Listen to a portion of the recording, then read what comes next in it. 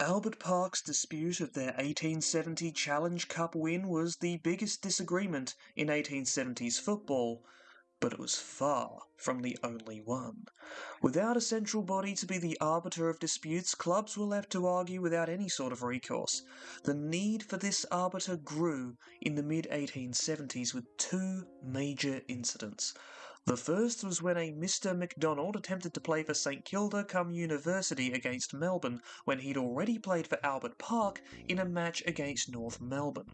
Playing for two different clubs in the same year had been banned since the Challenge Cup of 1865, but the rule was rarely enforced as violating teams would threaten to withdraw once the other team found out, and many teams would rather play a game than accept a dubious walkover victory. Such was the case on this particular afternoon. Melbourne won anyway because this is St Kilda we're dealing with here. In 1876, the lack of an arbiter became really apparent. Melbourne again faced a team who had a player perform the old team double dip, this time against Carlton.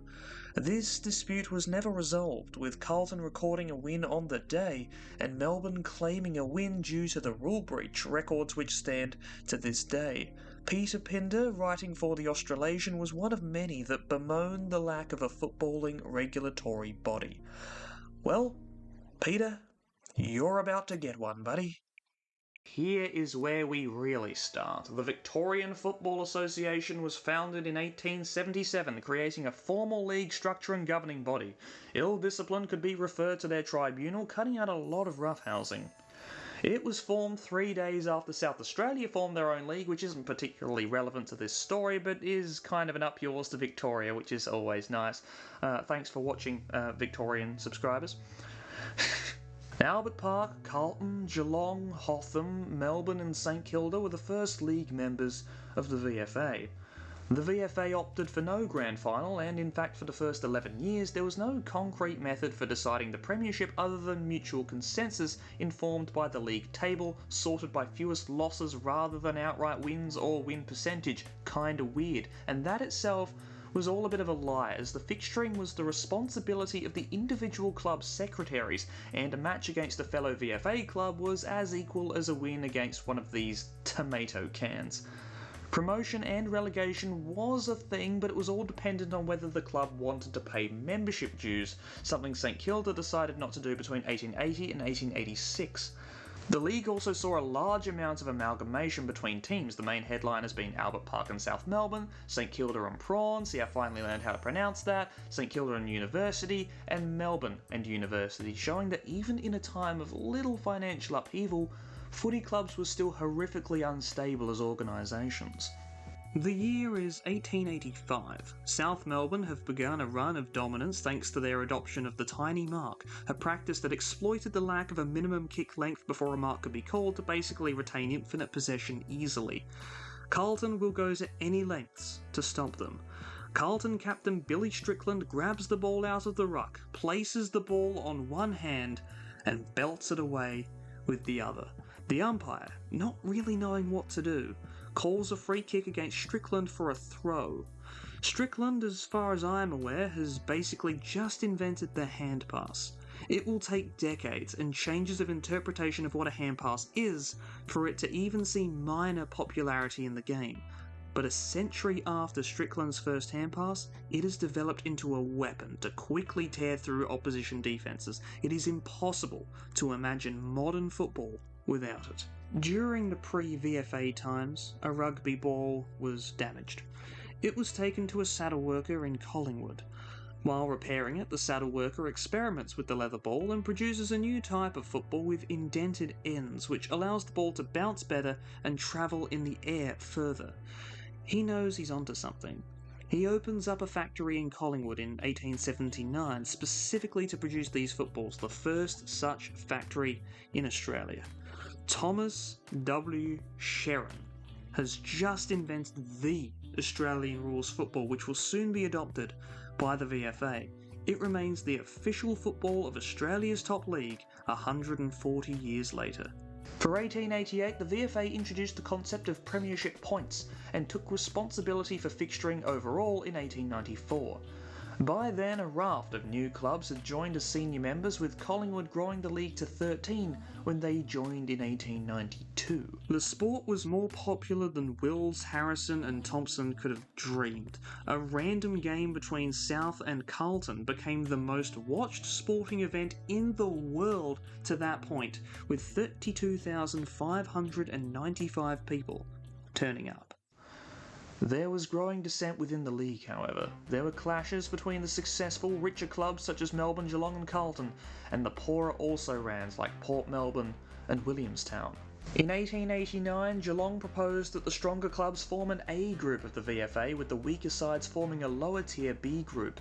Meanwhile, the smaller clubs were concerned about the game becoming professional, with rich teams buying up their juniors.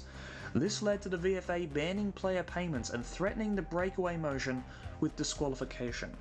Tension bubbled under the surface, with Essendon publicly backing Geelong. Talks would renew in 1894, with the two assembling their coalition. Combined with the property boom bursting in April 1893, which kneecapped smaller teams financially, competition quality and money were factors that were tearing the association apart. Professionalism was becoming a major issue, even reaching the newspapers as a talking point. Banning player payments wasn't doing anything. The clubs, as they would nearly a century later, were simply paying players under the table. The stronger clubs wanted a level of influence to match their financial standing, but the VFA sought to introduce an even sharing of gate receipts for all clubs for 1896 to ensure league stability. It worked like this. Say Collingwood draws 7,000 people to their home game against the Essendon, for example, and charged £1 per ticket, which is expensive but fuck doing imperial currency maths, and Port Melbourne get 500 people to their match at this venue here against, I don't know, well, for sake of example, St Kilda, at a quarter of the ticket price. The total pool is £7,125. Collingwood wanted their £7,000 that they earned by being a bigger draw. But the VFA wanted all clubs to be on good financial terms, and so if these were the only games of the round, all four of these clubs would receive an even £1,781, an even split. This would be a huge boon for Port Melbourne, but would be a huge loss for the Magpies. The way the big shots saw it, there were 6 of them and 7 of them loser clubs. When the proposal hit the table in 1896, them little povos would vote it through, and the bigger clubs would be, well, not screwed, but have less money and less influence, which would be bad, I guess, at least for them. The league would earn evenly, and wait, is this communism? Actually, Port Melbourne are sponsored by the CMFEU now, so that would be quite funny. So, during the 1896 season, Collingwood, Essendon, Geelong, Melbourne and South conspired to form their own breakaway league, with blackjack and hookers. Oh, and Fitzroy. Jeez, I always forget about them. I sure hope the other clubs won't. Sometimes foreshadowing is relatively obvious. But my point is that the league that became the AFL that we celebrate today was foundationally and principally based on the greed of a selective few clubs trying and failing to strong-arm the league they were in to bend to their demands. You think the league's all about money now? It always has been. In addition, there was a competitive nature to their dissatisfaction.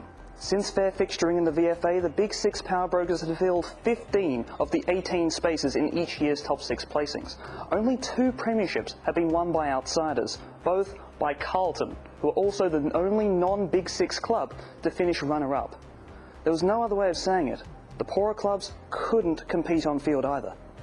Here at the Big Six, we're better than you, and we know it.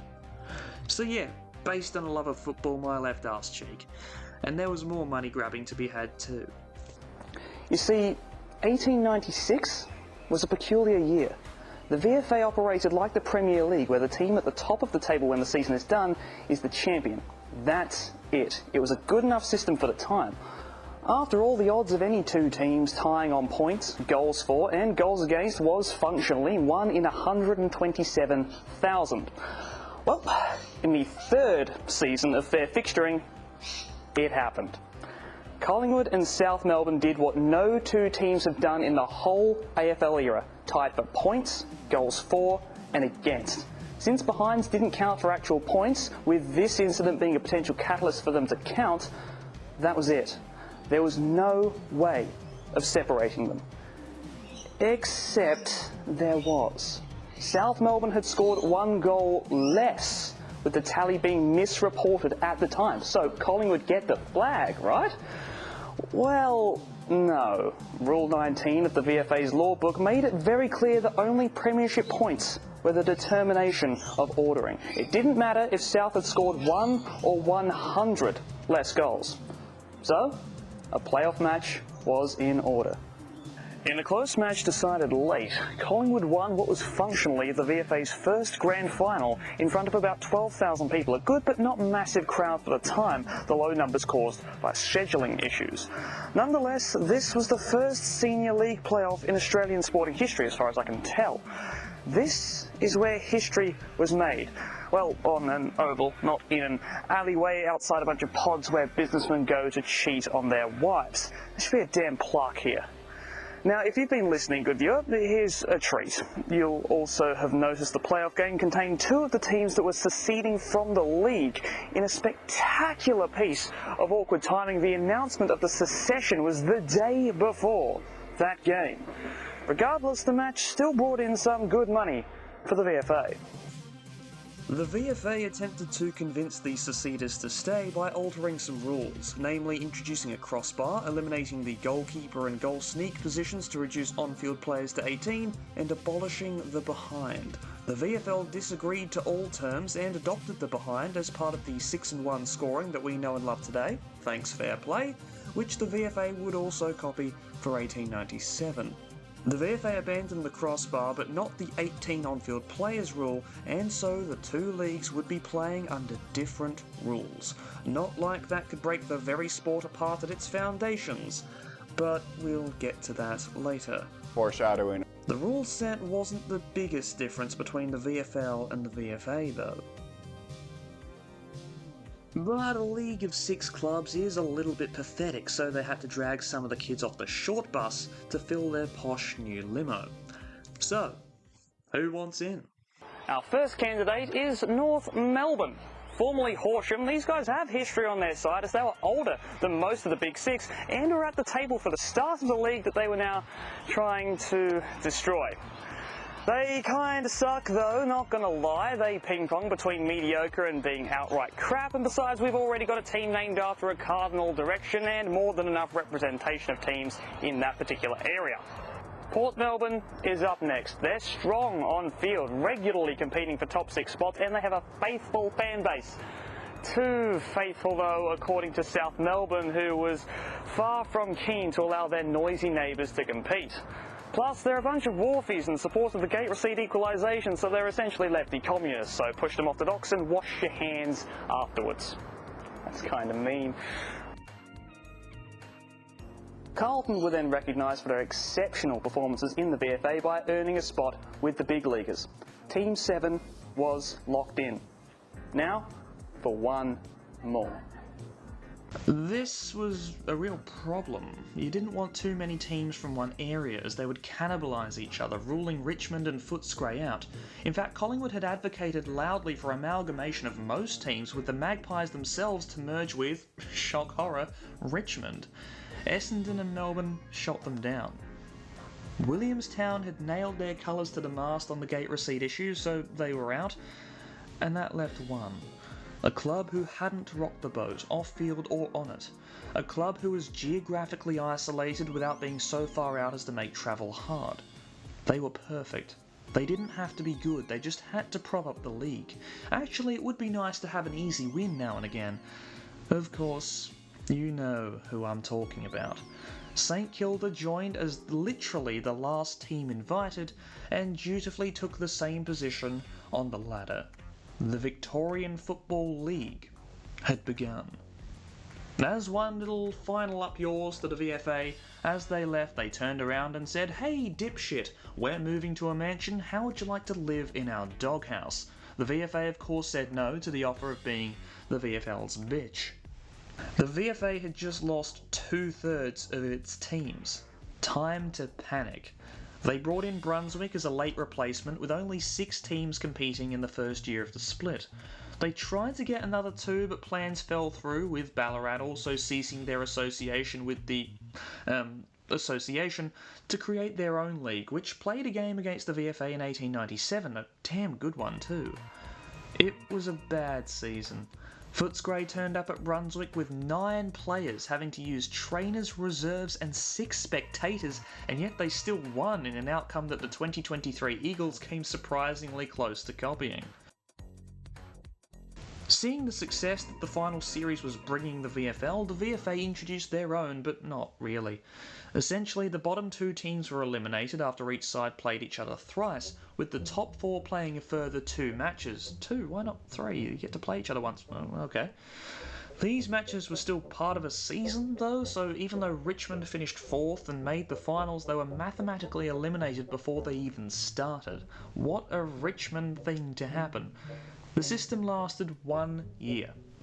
Good. The league would adopt the Argus system that the VFL used from 1903. West Melbourne and the brand new Pran boosted the league to 8 teams in 1899, with Essendon Town joining in 1900 out of sheer spite against the VFL, with Preston joining in 1903. Everything settled as the 2 leagues quietly seethed with animosity at each other.